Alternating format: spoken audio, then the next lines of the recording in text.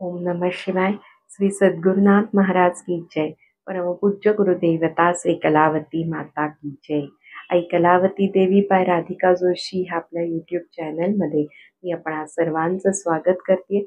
मागच्या व्हिडिओमध्ये शनिवारच्या सांगितल्याप्रमाणे गुरुपौर्णिमेच्या शुभमुहूर्तावर आपण बालसंस्कार, बालोपासना, लहान मुलांच्या भवितव्यासाठी एक सुरक्षा कवच, थोडक्यात बालोपासनेचं महात्म्य सांगणारं पुस्तक प्रकाशित करत आहोत, ज्याची किंमत फक्त 5 रुपये आहे. प्रिंटिंग कॉस्ट जेवढी आली आहे त्याच्यापेक्षा सुद्धा कमी किंमत आपण ठेवलेली आहे, कारण तळागाळापर्यंत सगळ्यांना ती किंमत परवडली पाहिजे हा मुख्य हेतू. तसंच ज्यांना बालोपासनेची माहिती नाही आहे आणि आपल्याला त्यांना हे पुस्तक द्यायचं आहे, तर आपल्यासारख्या लोकांना सुद्धा ते पुस्तक फुकट लोकांना द्यायला परवडेल अशा पद्धतीने त्याची किंमत ठेवली आहे. त्याच्यामागे कोणताही व्यवसाय करण्याचा हेतू नाही आहे, पण सध्याच्या बाहेरच्या परिस्थितीमध्ये देवाची प्रार्थना म्हणजे बालोपासना हा सोपा विनाखर्चिक रामबाण उपाय मुलांवर संस्कार करण्यासाठी अवेलेबल असताना त्याची जाणीव आपल्याला नसल्यामुळे आपण त्याचा फायदा करून घेऊ शकत नाही, असं आय टी इंजिनियर आई वडिलांना हे महत्त्व पटवून देण्यासाठी म्हणून हे पुस्तक छापण्याचा प्रपंच केलेला आहे.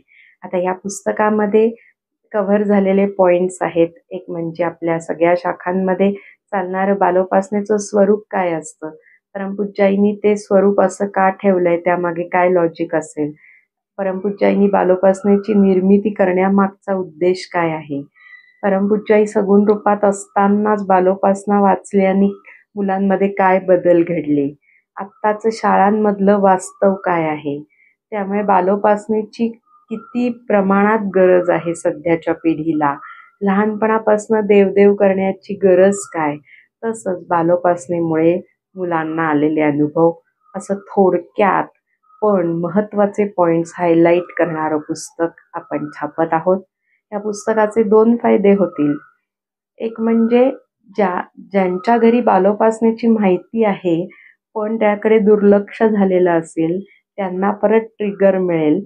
आणि दुसरा फायदा म्हणजे जे लोक आपल्यासारखे म्हणजे माझ्यासारखे जे लोक आहेत ज्यांना बालोपासनेची जास्तीत जास्त माहिती नवीन लोकांपर्यंत पोचवून मुलांचं भवितव्य सुरक्षित करण्याची इच्छा आहे, ते लोक ही पुस्तकं फुकट सुद्धा प्रचार म्हणून लोकांना देऊ शकतील, जेणेकरून ते वाचून बालोपासनेची महती जास्तीत जास्त पालकांपर्यंत पोचून त्या मुलांना सुद्धा बालोपासनेची गोडी लागण्यासाठी मदत होईल.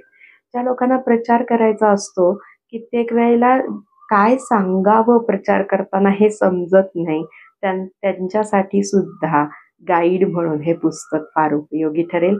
आता हे पुस्तक तुम्हाला मिळणार कसं, ज्यांना स्वतःपुरतीच कॉपी हवी आहे त्यांनी माझ्या व्हॉट्सअप नंबरला मेसेज करा, म्हणजे त्याची PDF फाईल मी व्हॉट्सअपला तुम्हाला सेंड करीन. तसंच ज्यांना प्रचार करायची इच्छा आहे आणि लोकांना कॉपीज द्यायची इच्छा आहे त्यांनी मला व्हॉट्सअप करून आम्हाला इतक्या कॉपीज हव्यात असं सांगा, म्हणजे त्या कॉपीज कुरिअर करण्याची व्यवस्था केली जाईल. त्यासाठीचा माझा व्हॉट्सअप नंबर आहे 9881115150 9881115150. तसंच मागच्या शनिवारचा जो काही व्हिडिओ होता की इतके वर्ष 40-40 वर्ष उपासना आणि सेवा करून आपल्याला फळ का मिळालेलं नाही, तो व्हिडिओ सुद्धा सगळ्यांनी नक्की बघा, कारण आपल्या सर्वांचा तो कॉमन प्रश्न आहे आणि त्याचं सोपं परमपूज्याईंनी दिलेलं उत्तर मी त्या व्हिडिओमध्ये सांगितलेलं आहे, जेणेकरून आपली चूक आपल्याला समजल्यामुळे ह्यापुढे केलेल्या उपासनेचं आणि सेवेचं फळ आपल्याला तात्काळ मिळेल आणि आपल्याला त्याची जाणीव होईल. ह्यासाठी सर्वांनी तो व्हिडिओ नक्की बघा. आज गुरुपौर्णिमा विशेष हा भाग आपण करतोय. गुरुपौर्णिमा लवकरच येत आहे, त्या निमित्ताने गुरुगुण वर्णन, गुरूंचं श्रेष्ठत्व, त्याचं वर्णन करणं हा आजच्या व्हिडिओचा विषय असणार आहे. सर्वप्रथम गुरु कोण करतो, ज्या माणसाला मला काही कळत नाहीये एखाद्या विषयातलं मी असमर्थ आहे असं वाटतं तो गुरु करतो. मग व्यावहारिक सांसारिक गुरु सुद्धा आपण असमर्थ आहोत एखाद्या गोष्टीला.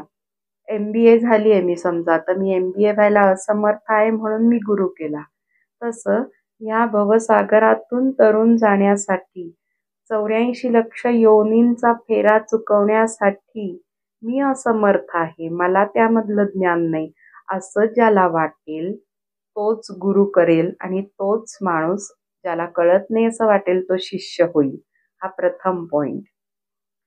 दुसरं म्हणजे खऱ्या संतांचं कितीतरी मला फोन येतात तेव्हा मला कळतं की कुठेतरी भोंदू मार्गाला गेलेली आहेत, भरकटलेली आहेत माणसं. खऱ्या संतांचं ठिकाण कसं ओळखायचं? तर जिथे आपलं मन निर्विषय होऊन आपल्याला त्या क्षणभर का होईना आपल्याला आनंदाचा अनुभव येईल, अनुभूती येईल. आपल्यामधली भय, चिंता, काळजी, टेन्शन हे सगळं काही दूर होईल. ते खऱ्या संतांचं ठिकाण असं समजायचंय. गुरूंशिवाय दुसरा कोणता देवधर्मच नाही, अशी इतकी शिष्याची भावना असली पाहिजे.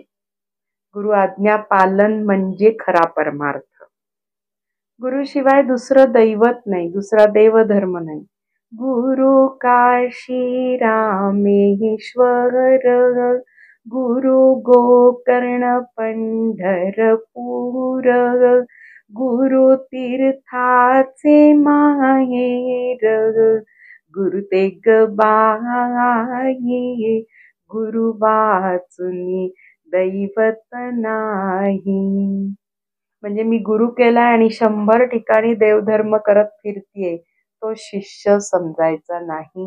हे पहिली डेफिनेशन आज गुरुपौर्णिमेच्या निमित्ताच्या व्हिडिओमध्ये आपण लक्षात घ्यायला हरकत नाही.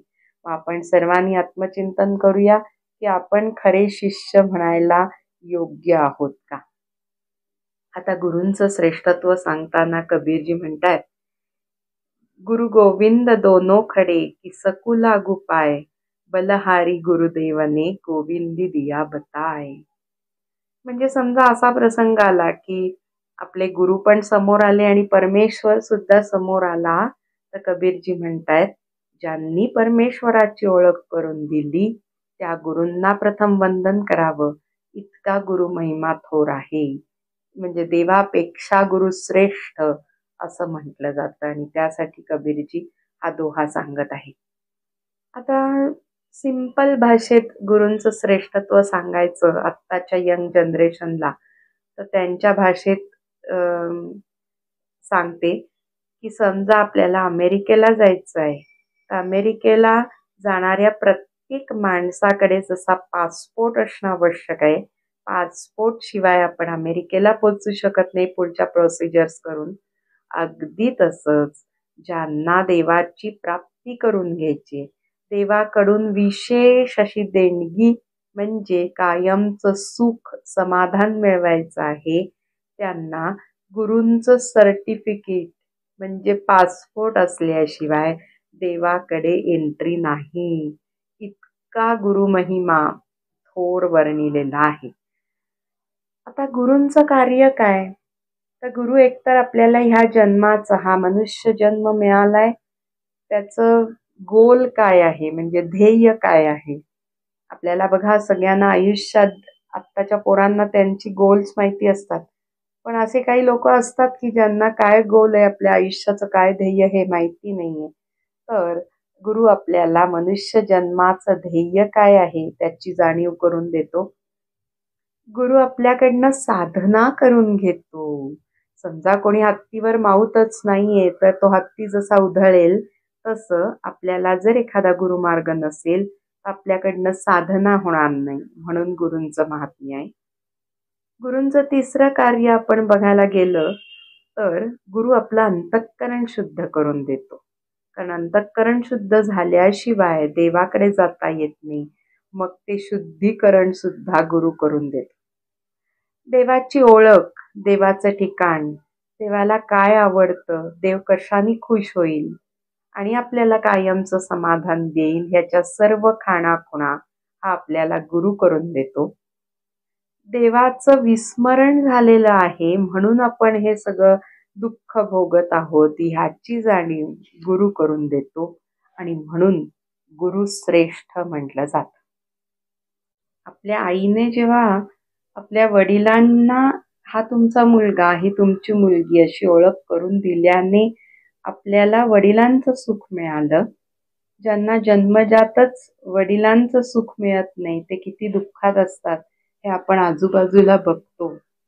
मग आईने त्या पित्याची ओळख करून दिली म्हणून सुखाची प्राप्ती झाल्याने वडिलांपेक्षा आई श्रेष्ठ.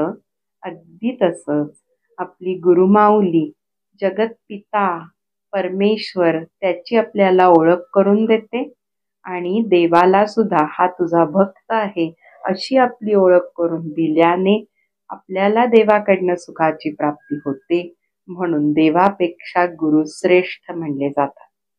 आता त्या आईमुळे वडिलांची ओळख झाल्याने जसं मूल धन्य होतं अगदी तसंच गुरु माऊलीमुळे जगतपिता परमेश्वराची ओळख झाल्यामुळे भक्त धन्य होतो आणि व्हायसे वर्सा म्हणजे पित्याला पण आपल्या मुलाची ओळख झाल्याने तो बाप सुद्धा धन्य होतो. तसंच जगतपिता परमेश्वर भक्ताची ओळख झाल्याने धन्य होतो. इथे वडिलांना आईने सांगितलंय की हा तुमचा मुलगा आणि म्हणून वडिलांनी त्याला आपलं मानलं आणि शेवट आपली सगळी काही इस्टेट प्रॉपर्टी आहे घरदार हे सगळं त्या मुलाच्या नावावर केलं. कधी जेव्हा आईने ओळख करून दिली तेव्हा वडिलांनी त्या मुलाला आपलं मानून हे सगळं केलं.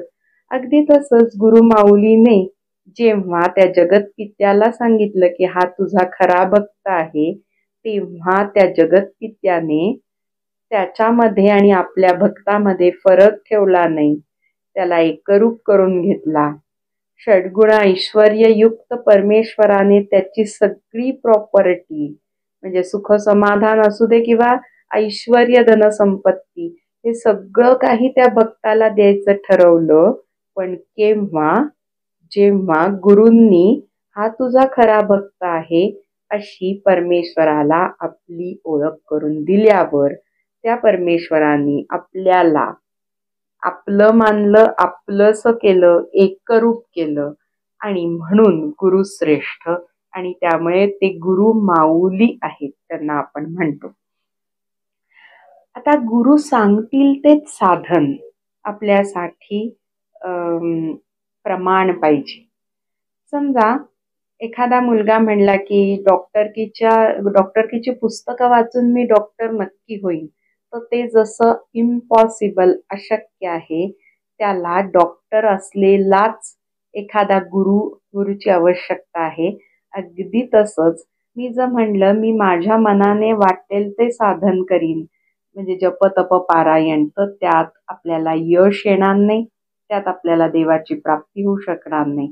त्यासाठी त्या मार्गावरून जो कोणी गेलाय त्यातले खाचखळगे शॉर्टकट ज्याला काही माहिती आहे, ज्या माणसाला माहिती आहे, ज्याने देवाला प्राप्त करून घेतलेलं आहे अशा गुरूंनी सांगितलेलं साधन जर आपण केलं तर असं साधन म्हणजे हमखास यशाचा राजमार्ग. आणि आपल्या गुरूंनी मी आज परत एकदा गुरुपौर्णिमेच्या निमित्ताने सांगते आपल्या गुरूंनी सांगितलेलं साधन म्हणजे सामुदायिक उपासनेचा नेम. गुरूंनी सांगितलेल्या साधनात जी पॉवर आहे त्याने आपल्याला यश येणार आहे आपल्या संसारात. आणि तुम्हाला सगळ्यांना मनमानी आचरण करून जर लॉंगकट घ्यायचा असेल तर हमखास यश नको असेल तर तुम्हाला हवं ते साधन करायला हरकत नाही.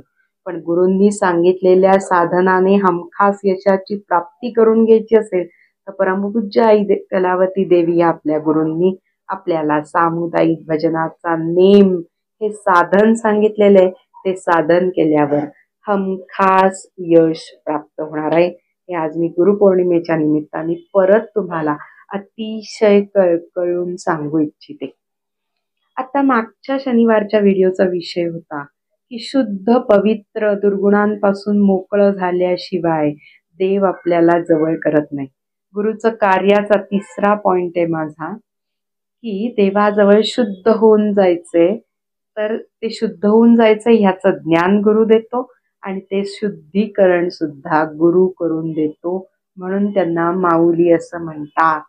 आता एक संसारातले छान उदाहरण बघूया. गुरु कसं शुद्धीकरण करून देतात. गुरु माऊली का म्हणतो आपण त्यांना.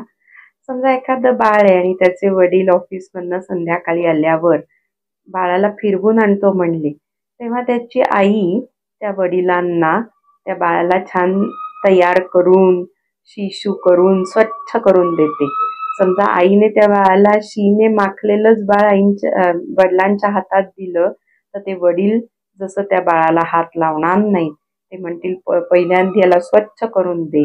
अगदी तसंच आपली गुरुमाऊली आपल्यामधले सगळी दुर्गुण सगळी घाण काढून देवाजवळ जाण्याचा मार्ग आपल्याला मोकळा करून देते.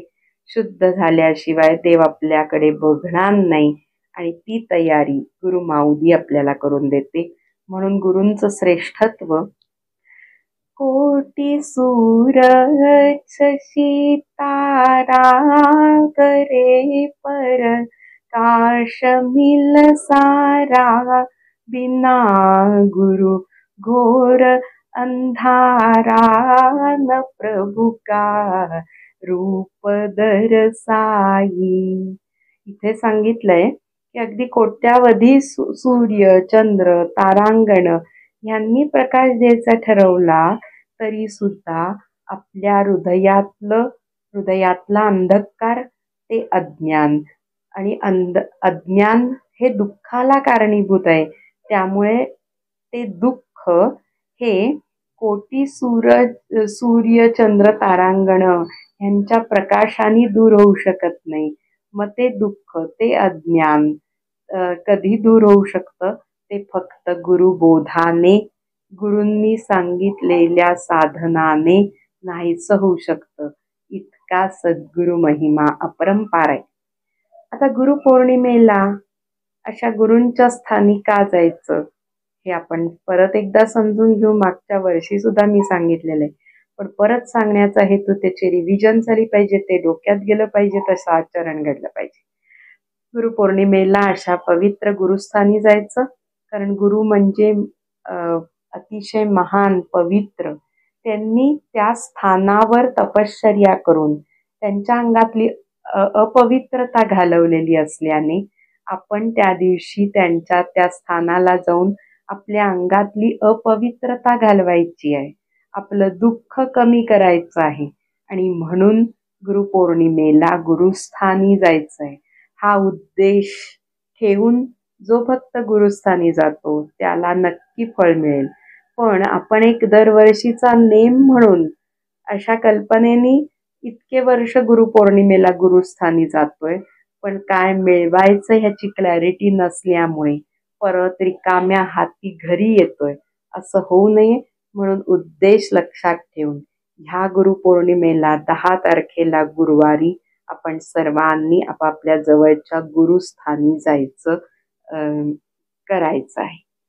मॉरल ऑफ द स्टोरी, गुरूंनी साधन सांगितल्याशिवाय आपल्याला शुद्ध होता येत नाही. आपल्या गुरूंनी आपल्याला भजनाचं सामुदायिक उपासनेचं साधन सांगितलंय. ते शुद्ध झाल्याशिवाय, साधन करून शुद्ध झाल्याशिवाय सर्टिफिकेट म्हणजे पासपोर्ट मिळत नाही. पासपोर्ट गुरूंची शाबासकी मिळाल्याशिवाय देवाची देणगी मिळत नाही. देवाची देणगी मिळाल्याशिवाय दुःखमुक्त होता येणार नाही. एवढ्यासाठी गुरुपौर्णिमेला गुरुस्थानी जाऊया, त्यांचं वर्णन करायचा महान पवित्र दिवस म्हणून गुरुपौर्णिमा साजरी करूया आणि गुरूंचा महिमा वर्णन करूया. ईश सम जान गुरुदेवा लगातन मन करो सेवा ब्रह्मानंद मोक्ष पद मेवा मिले भव बंध कट जाई अगर है ज्ञान को पाना तो गुरु को जा शरण भाई. ज्ञान म्हणजे अज्ञान घालवायचंय, अज्ञान म्हणजे दुःख दूर करायचंय आणि ज्ञान म्हणजे सुखाची प्राप्ती करून घ्यायची आहे. आणि म्हणून आपण सर्वांनी गुरुपौर्णिमा साजरी करायची आहे. धन्यवाद.